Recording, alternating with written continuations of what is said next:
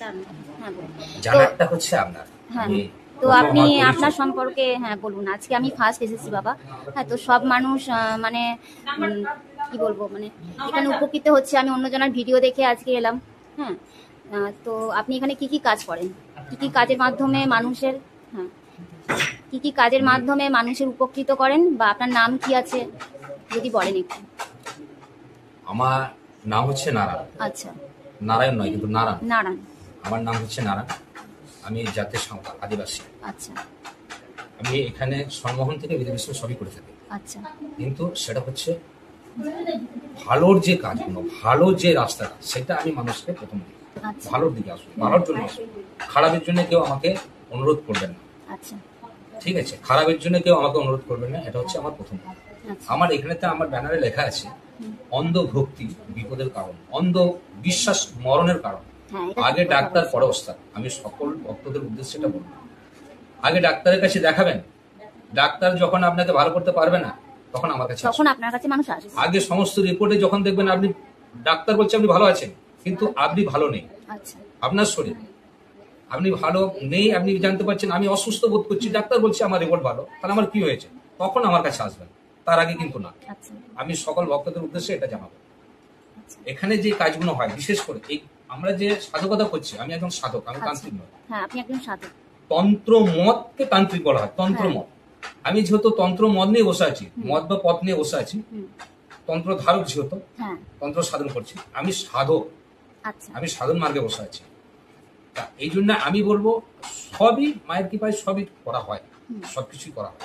আচ্ছা, যদি কোনটা কোনটা হয় এখানে? বলে দেন যে কি কি করা এখানে যেটা হয় না, সেটা হচ্ছে পাশের বাড়ি বউটাকে দেখে আমার পছন্দ হয়েছে, বাবা একটু ব্যবস্থা করে দিতে হবে, ওটা হবে না। আমি এটা আচ্ছা। ভিডিওর প্রথম বলবো, সেটা তো অবশ্যই বাবা। এটা হচ্ছে সব থেকে আগে কমেন্ট আসবে আপনার কাছে। হুম, আমি কাউকে চাকরি পাইয়ে দিতে পারবো না, আচ্ছা আমি লটারিতে কাউকে টাকা জিতিয়ে দিতে পারবো না। হুম, যদি লটারিতে পেতাম, তাহলে আপনাকে কেন দেবো? আমি তো সব কটাকে নিয়ে বসতাম। সেটা তো আমার অবশ্যই। বকর বকর করা দরকার হতো না। না না এত উপোস করে বসার দরকার ছিল না না মায়ের না কাছে। না দরকার ছিল কি? না না না। সাধন করতে গেলে নিষ্ঠাচারে বসতে হয়। হ্যাঁ, অবশ্যই। আমি এক কাপ চা খেয়ে আপনার সঙ্গে বসে আছি এতক্ষণ পর্যন্ত।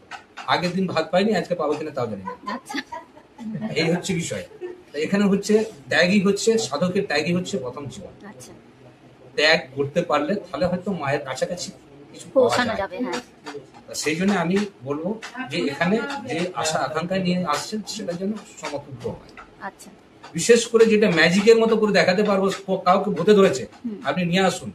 ভূত পেট দখদিনা পিচাস মুক্তবি সাতচন্নি পেতনি জিন, যাদেরকে যা ধরেছে আপনি নিয়ে আসুন আমার কাছে। আমি 2 ঘন্টায় সুস্থ করে ওকে বাড়ি পাঠিয়ে দেবো, আচ্ছা সুস্থ করে একদম।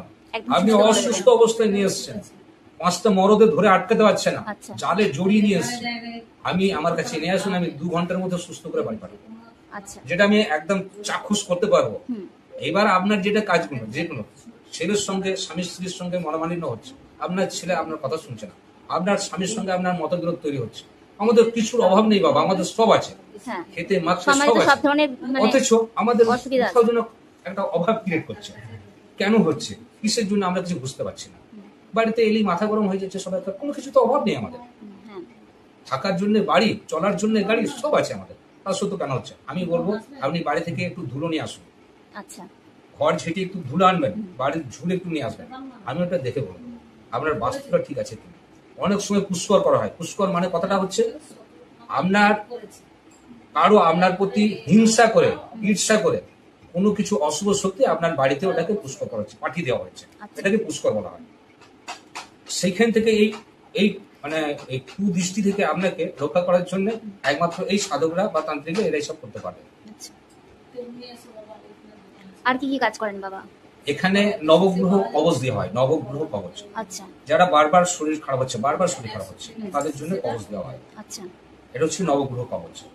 যেমন হচ্ছে এখানে আমি হাত দেখি, হাত দেখে কোন কার কোন কবচের দরকার আছে, কোন গ্রহ দুর্বল আছে, কোন গ্রহ দ্বারা সে কৃত হচ্ছে, ডিস্টার্ব হচ্ছে, সেগুলোকে দেখে নিয়ে আমি কবচ দিই এবং আমি রুদ্রাক্ষ দিই। আচ্ছা আর বিশেষ করে বাচ্চারা যাদের বারবার শরীর খারাপ হচ্ছে, নজর দোষ লাগছে, আচ্ছা নজর দোষ লাগছে, তাদের আমি বলবো বাড়ি থেকে আসার সময় কাজল কোটো নিয়ে আসবেন।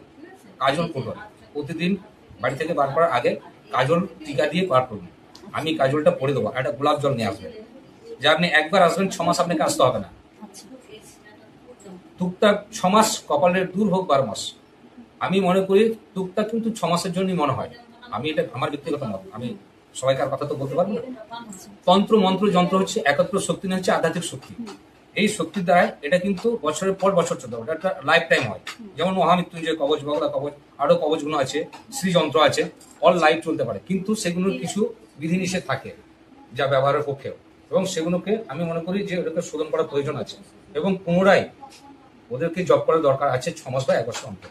কোনো পণ্ডিতকে দিয়ে, পুরোহিতকে দিয়ে আপনি করিয়ে নেবেন, এগুলো করার দরকার আছে বলে আমি মনে করি। এটা আমার ব্যক্তিগত মত, কিন্তু সবাইকার সঙ্গে নাও মিলতে পারে। আচ্ছা বাবা, তো এখানে আসতে গেলে আপনার খাওয়া দাওয়ার কি নিষেধ আছে? কোনো কিছু সেরকম নিষেধ কোনো নেই, ব্যাপার আছে? আপনি সব কিছু খেয়ে আসুন, আচ্ছা কিন্তু মন্দিরে আসছেন এটা আপনাকে মাথায় রাখতে হবে। আচ্ছা সাত্বিক আহার করে আসুন, নিরামিষান্ন ভোজন করুন। আচ্ছা পেঁয়াজ রসুন, মাছ, মাংস, ডিম ইত্যাদি না খেলেই ভালো হয়। আর যে বস্ত্রই খাচ্ছেন সেই বস্ত্র পরিত্যাগ করে আসুন, আচ্ছা কাঁচা বস্ত্র পরে আসুন। মন্দির তো, আচ্ছা এখানে মায়ের কাছে আসছেন মানে আপনাকে সেই মতো করে আসতে হবে। খেতে আমি কাউকে নিষেধ করি না, আমি নিজে খেতে বসি। আমি যদি দীর্ঘ সময় যদি না খেয়ে যদি বসে থাকি, তাহলে তো পেটে তো আমার তো পাথর পড়ে যাবে। হ্যাঁ অবশ্যই। ওটা আমি করতে পারবো না, আমি খেয়ে বসি। আচ্ছা বাবা, আর একটা কথা ছিল, যেটা হচ্ছে আপনার ধরুন অনেক তো ধরুন গরিব মানুষ আছে যাদের ধরুন সেরকম টাকা পয়সা কিছু প্রবলেম থাকে, তো মানে আপনি মানে দক্ষিণা স্বরূপ কি নিয়ে থাকেন? বাস্তু গণনার জন্য আগের ভিডিওতে বলেছি আমি, এই বাস্তু গণনার জন্য আমি 100 টাকা দক্ষিণা নিই, আমি আগের ভিডিওতে বলে দিচ্ছি।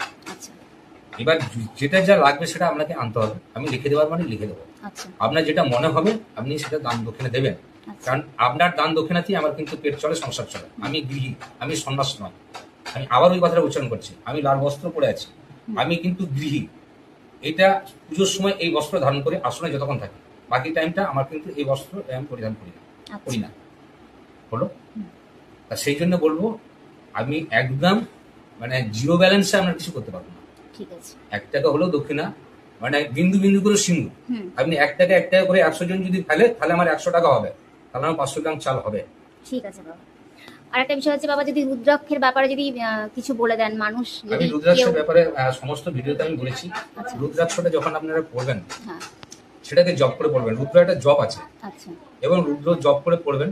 রুদ্রাক্ষ রাত্রেকালে স্বয়ং দেবেন, ধারণ করার সময় একটা মন্ত্র আছে, সেটাকে বডি মন্ত্র ধারণ, তারপরে আপনার ধারণ করা উচিত। আচ্ছা রুদ্রাক্ষ নিয়ম হচ্ছে রাত্রে কিন্তু খুলে রাখা, সোজবিধি করার আগে কিন্তু রুদ্রাক্ষ খুলে রেখে সোজবিধি করতে হয়। আচ্ছা কখনো রুদ্রাক্ষ ধারণ করে পায়খানায় যাবেন না, কখনো তার মধ্যে কস্টিক সাবান ইত্যাদি লাগাবেন না, এটা আমি বারবার বলবো।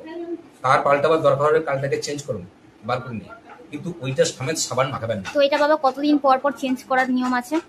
রুদ্রাক্ষ চেঞ্জ করার কোনো নিয়ম নেই। না মানে রুদ্রাক্ষের যে কার্ডটা আছে আপনার, কার্ডটা আপনার যখন ময়লা হয়ে যাবে তখনই আপনাকে চেঞ্জ করতে হবে, বাইরে রাখবেন না মানে ধরুন একটা চেঞ্জ করা বিধি থাকে যে এতদিন পর পর, সেরকম কি কোনো ব্যাপার আছে? এরকম কিছু নেই। এরকম কোনো একটা ব্যাপার নেই। কার্ড প্রতিদিন যদি জল পায় তাহলে পরে 3 মাস পর্যন্ত ভালো চলে। আচ্ছা এটা হচ্ছে সুতির যে কার্ডগুলো হয়, সিনথেটিক কার্ডের ব্যাপারটা বলতে পারবো না, সেটা 5 মাস 6 মাস চলতে পারে। আচ্ছা কিন্তু সুতির একটা কার্ড 3 মাস পর্যন্ত খুব ভালোভাবে চলে, আচ্ছা কারণ এটা তো একটা মূল্যই কিনতে হয়।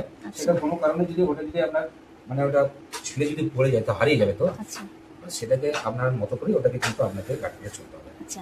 আর রুদ্রাক্ষ মানে কিরকম মূল্যের আছে সেটা যদি বলেন, আর কমও কি রুদ্রাক্ষ আছে? 5 টাকা থেকে হুম 5 টাকা থেকে হুম 20,000 টাকা পর্যন্ত রুদ্রাক্ষ পাওয়া যায়। আপনার কাছে আছে? না নেই আমার আচ্ছা। কাছে, কেউ পাওয়া যদি যায় মার্কেটে, পাওয়া যায়, আচ্ছা হ্যাঁ পাওয়া যায়। এবং কোন রুদ্রাক্ষ ধারণ করবেন আমি সেটা শুধু বলে দিতে পারবো। সেটা আমি বলতে বলবো পারবেন। আপনারা ইন্দোনেশিয়ার রুদ্রাক্ষ ধারণ করবেন না, আপনারা নেপাল দানা ব্যবহার করবেন। আচ্ছা। নেপালের যে রুদ্রাক্ষ হয় সেটা ধারণ করবেন, এতে আপনার কাজটা বেশি হবে। এক একটা মুখের উপরে এক একটা গ্রহকে নিয়ন্ত্রণ করে, এক একটা মুখী রুদ্রাক্ষ এক একটা গ্রহকে নিয়ন্ত্রণ করে, এক একটা কাজ হয়। সেই জন্য আমরা এই রুদ্রাক্ষ ধারণ করতে বলি। আচ্ছা আমরা অনেকের পয়সার অভাবে তো আজকে স্পন করতে পারি না, তার রুদ্রাক্ষ ধারণ করতে, আমি সেই জন্য রুদ্রাক্ষ ধারণ করতে বলবো। আমি জব করতে বলবো, আপনি রাহুর জব, শনির জব, বৃহস্পতি জব, আমি সমস্ত জবগুলো লিখে দেবো, আপনি জব করতে থাকুন। দীক্ষিত হলে কি করবেন, অদীক্ষিত হলে কি করবেন, আমি সমস্ত বিধিগুলো বলে দেবো। আচ্ছা। তো বাবা আপনার এখানে যদি কেউ আসতে চায় ধরুন, হ্যাঁ, তো আপনি যদি বলে দেন এখানে কিভাবে আসতে হবে, যদি অ্যাড্রেসটা একটু বলে দেন। আমার ফোন নাম্বারটা আপনার ভিডিওর মাধ্যমে ওখানে দেওয়া থাকবে। আমি পুরো এখানকার ঠিকানাটা বলে দিচ্ছি, অ্যাড্রেসটা বলে দিচ্ছি। এটা হচ্ছে গ্রাম হচ্ছে Nadra, health centre opposite side, আচ্ছা Nadra health centre opposite side. Post office হচ্ছে রায়ন, পূর্ব বর্ধমান। আচ্ছা আর ফোন নাম্বারটা আমার এখানতে দেওয়া থাকবে, ওটা ভিডিও শেষে ওটা আপনারা পেয়ে যাবেন, লিঙ্ক বক্সে ওটা দেওয়া থাকবে। আর আমার আমি কিন্তু নিজে হাতে কোনো কিছু, আমার কিন্তু ইউটিউবার নেই, আমার নিজের কোনো ইউটিউব কোনো চ্যানেল নেই, কোনো কিছু নেই। যারা আসে ভক্তরা নিজেদের ভালো মতো করে তারা মনে করে, তারা ইউটিউব করে, তারা ছড়ায়, মানুষের যাতে পরিষেবা যাতে মানুষকে পৌঁছে দিতে পারে, সেই জন্য আমার কোনো কিছু নেই। একদম ঠিক বলেছেন বাবা। No interesting. ঠিক আছে বাবা, ধন্যবাদ আপনাকে। হ্যালো বন্ধুরা, আমি অহনা আজকে তোমার একটা নতুন ভিডিও নিয়ে চলে এসেছি। হ্যাঁ, তো আমি নারায়ণ বাবার কাছে এসেছি। নারায়ণ বাবা একজন সাধক, তো ইনি আপনার অনেক কিছু কাজকর্ম করেন। তো আজকে আমার এটা ফার্স্ট ভিডিও। তো তোমরা দেখো, যদি তোমাদের ভালো লাগে তো তোমরা আমাকে মেসেজ বা কমেন্ট করে জানিয়ে দিও, তাহলে আমি আরও ভিডিও বানানোর চেষ্টা করছি। তো তোমরা আমাকে এইভাবে সাপোর্ট করো আর সঙ্গে থাকো।